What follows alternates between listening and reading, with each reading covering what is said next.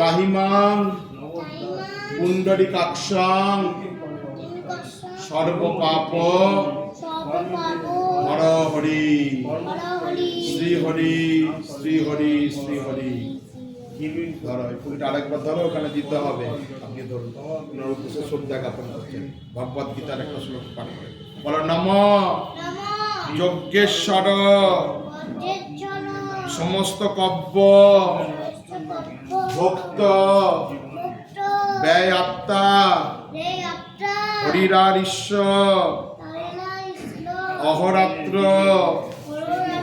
তৎসন্নি ধানতা অপজান্ত সদ্য রক্ষাংশ